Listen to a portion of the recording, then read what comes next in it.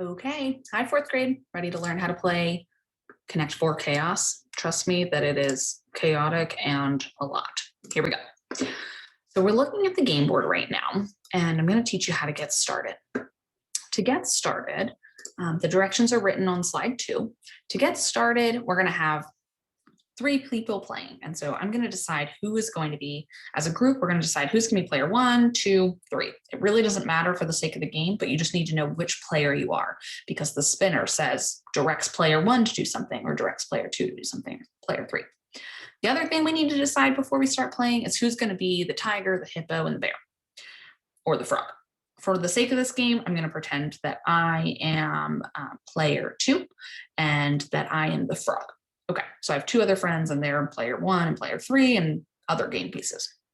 Okay, one person is going to share their screen to show the spinner and to show the problem so that we're all solving together. Everybody else should have the game board open so that they can move their pieces when they need to. Alrighty, so let's take a look at the game board. Let's say that me and my partners are already started playing. I have somebody else who is the hippo and somebody else who is the tiger, and let's say that I'm the frog.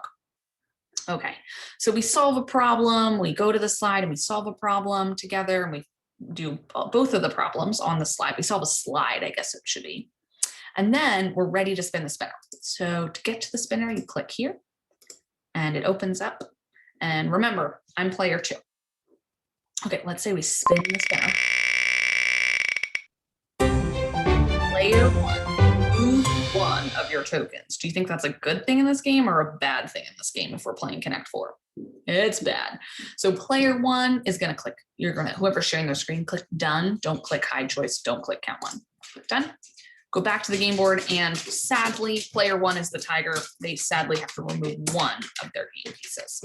You can delete it or you could drag it back to on top of your pile. It doesn't matter. All right, we solve another problem, all of the problems on the slide, and then we're ready to spin again. You might get something like player 1 removed 2 tokens of other players. Ooh, so it's totally random who gets picked from the spinner wheel and what they have to do. So player 1 is the tiger.